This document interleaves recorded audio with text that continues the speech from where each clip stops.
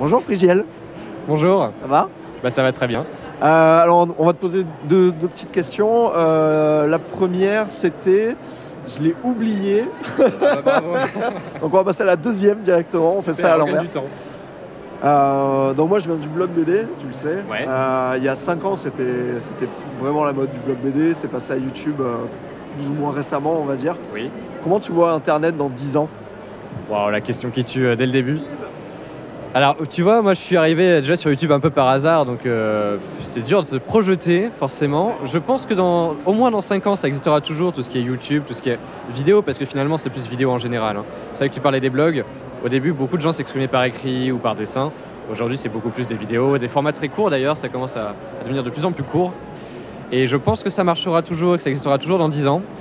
Après, c'est dur de se projeter, en effet. Est-ce que tu penses que pas la notoriété, mais est-ce que tu penses qu'il y aura toujours le même engouement pour la vidéo? Enfin, par exemple, nous, on se disait dans le blog BD, ouais, mais il y aura toujours des blogs BD, ça marchera toujours. Et Ouais, en fait, juste, ça marche plus, tout le monde s'en bat les couilles maintenant. Donc, est-ce que tu penses que, ouais, vraiment dans 5 ans, ça sera le même engouement, ou est-ce que les gens vont pas passer sur un autre média encore Et en fait, c'est dur d'imaginer un média dur. apparaître. Ce que tu me demandes, là, c'est super compliqué.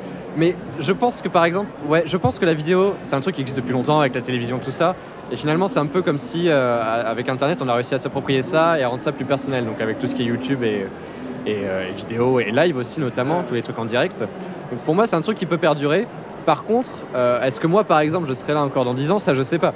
Je sais pas parce que, bon, peut-être que les gens, ils s'en foutront de tout ce qui est jeux vidéo et tout ça, ils seront plus dans le délire, ouais, bah voilà, on veut regarder les contenus courts, ou peut-être qu'il y aurait genre de la télé-réalité, mais sur de l'internet et tout ça, finalement, des trucs qui vont apparaître peut-être un peu bidon, mais finalement, mais que les gens pourraient, comme ça, apprécier davantage.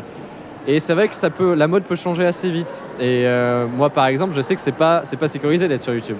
J'ai rien qui fait que, voilà, je vais me dire, tout d'un coup, ça s'arrête, je suis pas plus rien non plus, mais c'est perdre quelque chose d'assez cool.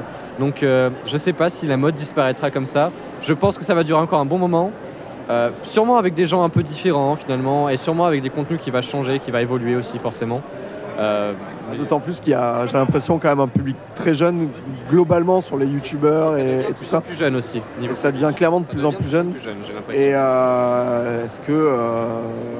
non, je sais pas. Mais on va faire la transition avec la première question dont je me souviens. Tu te souviens. Donc tu as un public très jeune, Oui. globalement quand même. Est-ce que ça va? Est-ce que ça va? Est-ce que je le vis bien? Est-ce que tu les gères bien? Est-ce qu'ils sont gentils? Est-ce qu'ils sont pareils dans la vraie vie sur Internet? Comment tu vois un peu tout ça? D'accord, alors écoute, moi globalement ça va parce que je faisais mes vidéos. Pourquoi j'ai fait mes vidéos? C'était pour m'adresser à un public, donc qu'il soit jeune, qu'il soit mature, peu importe. Je voulais m'adresser aux gens, je voulais partager ma passion autour des jeux. Donc c'est vrai que c'est beaucoup des jeunes parce que moi j'aime bien faire des vidéos autour de Minecraft notamment. Donc c'est un jeu qui parle beaucoup plus aux jeunes. Et par exemple quand je les vois en convention, ça se passe toujours très bien. Alors ils sont toujours très timides comme ça, très mignons avec leurs parents, mais ça se passe très bien. Et là où c'est peut-être un peu plus gênant, on va dire, c'est parfois lors des commentaires où tu vois des commentaires un peu immature parfois, ou les gens qui font un peu des embrouilles pour rien. Oh, t'as tué machin dans ta vidéo, tu le détestes et tout ça. Non, je veux dire, voilà, on tue des gens dans les vidéos, on fait des vidéos avec des gens, parfois on dit des trucs, mais c'est bon, ça se passe toujours très bien. Et les jeunes ont peut-être un peu plus du mal à comprendre ce genre de choses. Mais sinon, globalement, ça se passe bien, c'est vachement cool.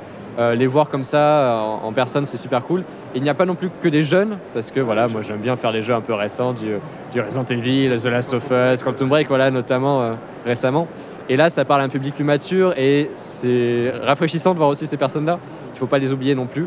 Moi, quand je m'adresse aux gens dans les vidéos, sur les réseaux sociaux, tout ça, je garde toujours en tête qu'il y a des jeunes, mais pas que. Et par exemple, un truc qui est assez drôle, une petite anecdote, c'est que je vois souvent des parents du coup qui viennent aussi... Un jingle d'anecdote peut-être? Anecdote. Attention.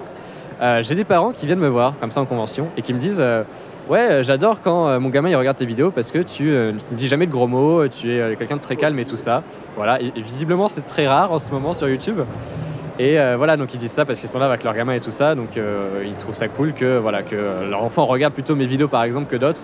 Parce que c'est vrai qu'il y a des gens... Ouais, voilà, ou je sais pas, il y a des gens qui hurlent dans tous les sens et tout ça, du Squeezie et tout ça. Alors c'est très cool, hein, c'est des contenus très cool, mais c'est des gens qui font peut-être un peu moins attention aussi à ce qu'ils disent, ou... Après ça plaît énormément aux gens. Mais du coup les parents, c'est vrai que ça les gêne peut-être un peu plus que leur enfant regarde ce genre de contenu. Moi j'essaie de faire attention, voilà, tout simplement. On va faire une dernière question juste. Qu'est-ce qu'il y a? Non mais j'ai trouvé autre chose, mais tu viens de me la faire oublier.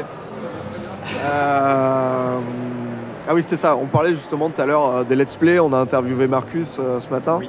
Ah oui. qui je considère être un peu le papa du let's play. Oui, bah, Et en fait, je trouve que par exemple, quand il présentait Level 1, il y avait peut-être un côté plus technique, plus approche critique du jeu vidéo, et moins je joue à un jeu vidéo et c'est rigolo. oui.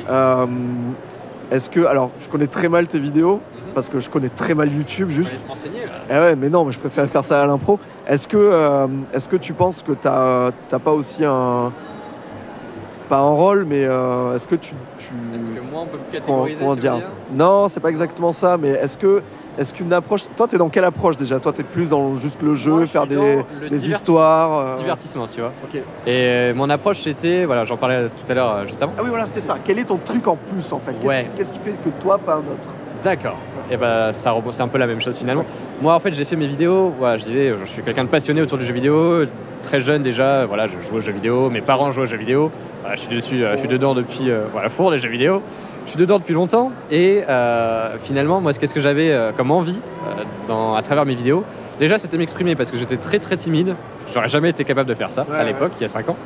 Et c'était parler notamment de certains jeux que j'aimais beaucoup déjà, tu vois, qui m'avaient marqué.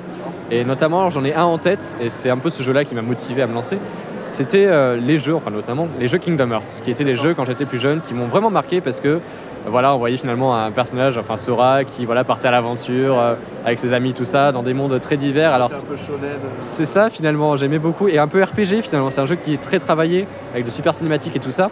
Et j'avais envie de parler de ce jeu-là, j'avais envie de présenter ce jeu-là, qui était assez connu finalement, mais aujourd'hui, tu vois, je parle aux gens et tout ça, ils me disent ouais, j'adore ce genre tes vidéos et notamment cette série-là parce que j'aime bien faire. Il y a plein de jeux autour de cette série-là et j'aime bien. Et encore aujourd'hui, tu vois, il y aura le Kingdom Hearts 3 qui va sortir en 2017. Et les gens ils me disent ouais, j'adore et j'ai découvert du coup cette série avec toi et c'est vachement cool, je connaissais pas. Et du coup, je suis content parce que je me suis lancé sur YouTube pour faire découvrir ce genre de jeu que j'appréciais. Et finalement, je vois que ça a marché. Les gens ont découvert tout ça et voilà.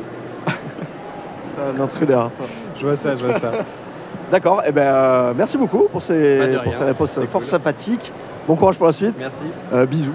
et bisous. Au revoir.